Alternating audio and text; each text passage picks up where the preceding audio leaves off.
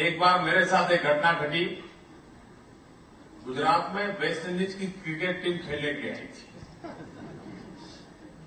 तो क्रिकेट का मैच था। तब उस जमाने में तो मोबाइल फोन वगैरह नहीं थे। एक सज्जन का मेरे यहां टेलीफोन आया। मैं आरएसएस हेडक्वार्टर पर रहता था और फोन आया कि वेस्ट इंडीज क्रिकेट टीम के मैनेजर आपसे मिलना चाहते हैं। मेरे लिए बड़ा सरप्राइज था। मैं एक बहुत सामान्य छोटा सा व्यक्ति ही, मैं तो 30 साल पहले की बात कर रहा हूं। 35 साल हो गए। वेस्ट इंडीज क्रिकेट टीम का मैनेजर को तो उस जमाने में तो क्रिकेटियर से हाथ मिलाना ये भी एक बहुत बड़ा जीवन का सौभाग्य माना जाता था। मैंने तुरंत उनका संपर्क किया। तो उन्होंने कहा मेरा नाम रिकी है, मैं वेस्ट इंडीज से आया हूं और वेस्ट इंडीज में फलाने व्यक्ति ने आपका रेफरेंस दिया है। मैंने कहा जरूर मैं आपसे मिलने आता हूं। कि उन्होंने रिकी कहा तो मुझे समझ नहीं आया वो है क्या चीज, किस परंपरा से है, किस समाज से है। मैं गया तो वो तो बिल्कुल हिंदुस्तानी जैसे लगते थे और उनकी पत्नी भी साड़ी वगैरह पहन करके बैठी थी। मैंने कहा ये रिकी है। तो बोले पता नहीं ये नाम हमारा कैसे बना है, लेकिन मेरी पत्नी का नाम बोले सीता है।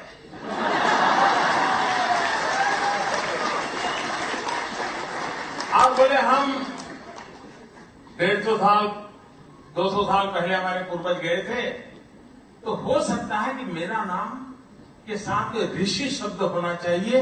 अपभ्रंश होते होते ऋषि हो गया। और बोले मैं वहां गवर्नमेंट में एजुकेशन डिपार्टमेंट में अफसर हूं और टीम मैनेजर के रूप में मैं यहां आया हूं। खैर मैंने दूसरे दिन इनका एक स्वागत समारोह रखा, बड़े वैदिक परंपरा से उनका सम्मान स्वागत किया। लेकिन तब मेरे मन में विचार आया कि अगर हमारी जो मूल परंपराएं हैं उससे अगर नाता छूट जाता है। अब आप देखिए मॉरिशस जाए तो हमें कभी भी वो कठिनाई महसूस नहीं होती, क्योंकि वहां के लोग जब गए तो साथ में हनुमान चालीसा ले गए और तुलसीपुर रामायण ले गए। तो 150-200 साल उसी के आधार पर वो भारत से जुड़े रहे, उसका गान करते रहे, भाषा को समझते रहे। लेकिन वेस्ट इंडीज की तरफ जाओ गयाना वगैरह में तो भाषा भूल चुके हैं, तो पहुंची नहीं भाषा। लेकिन अंग्रेजी के कारण थोड़ी बहुत कनेक्टिविटी रहती है। आपके नसीब में तो वो भी नहीं है।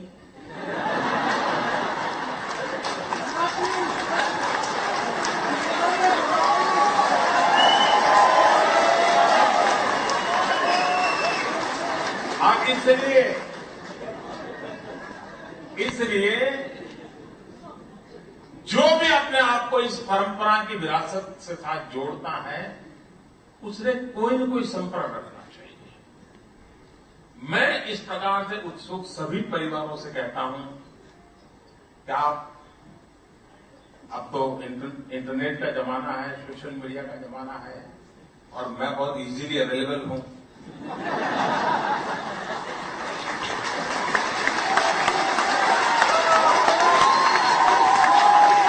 अगर आप इन विषयों में भारत सरकार को अगर लिखेंगे, मेरी वेबसाइट पर भी अगर आप चिट्ठी डाल देंगे, तो मेरी पूरी कोशिश रहेगी कि आपको भाषा की दृष्टि से, परंपराओं की दृष्टि से भारत के साथ या मूल किस राज्य से आपका संबंध होगा, कुछ खोजना होगा, तो हमारी तरफ से मदद करने का पूरा प्रयास रहेगा। क्योंकि ये नाता हमारा बनना चाहिए। क्योंकि मैंने पूछा यहां पर तो बोले मूवी तो हिंदुस्तान की देखते हैं, लेकिन जब तक नीचे फ्रेंच भाषा में कैप्शन नहीं आता समझ नहीं आता।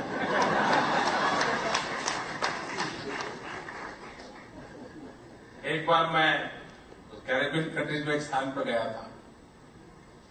जिस दिन मैं वहां पहुंचा, वहां कोई एक मूल भारतीय परिवार में किसी का स्वर्गवास हुआ था और जिसके यहां मैं रुकने वाला था, वे एयरपोर्ट लेने नहीं आए, कोई और आया। तो मैंने पूछा क्यों भाई क्या हुआ? नहीं तो बोले वो हमारे परिचित थे, उनका स्वर्गवास हुआ है तो वो वहां चले गए। तो मैं कहा ठीक है, मैं भी चलता हूं वहां, हम यहां आए हैं, आपके परिचित हैं तो हम भी चले जाते हैं। हम वहां गए तो मैं जो दृश्य देखा बड़ा हैरान था। वहां उनका अंतिम संस्कार के लिए तैयारी चल रही थी, वो भारतीय परंपरा से उनको डेड बॉडी को ले जाना था, लेकिन एक हिंदी फिल्म का गाना बज रहा और परिवार के सारे लोग रो रहे थे। गाने के शब्दों को और उस घटना को पूरा 180 डिग्री कॉन्ट्रास्ट था।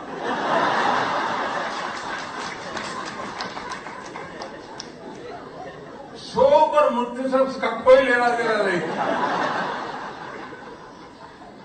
लेकिन उसमें थोड़ा सैडनेस था उस गाने में। तो वो उनको लग रहा था कि मृत्यु के बाद ये ठीक है, तो वो वही बजाते थे और वो रो रहे थे।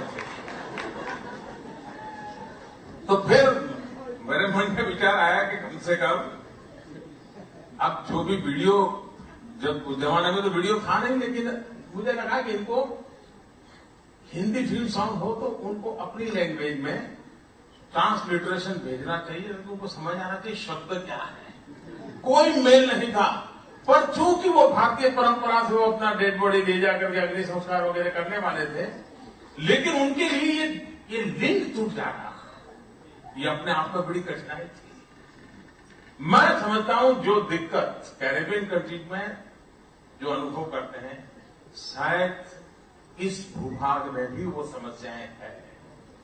उन समस्याओं का समाधान भारत ने और आपने मिलकर के करने का प्रयास करना चाहिए। और मैं आपको विश्वास दिलाता हूं, मैं आगे के हमारा नाता कितना गहरा बने, सरल बने और आगे वाली पीढ़ियों तक कैसे सरल बने, उसके लिए जो कुछ भी करना होगा, विशेष करके इन टापुओं पर जो मुझे आज सुन रहे हैं, उनकी सबसे ज्यादा कठिनाई है।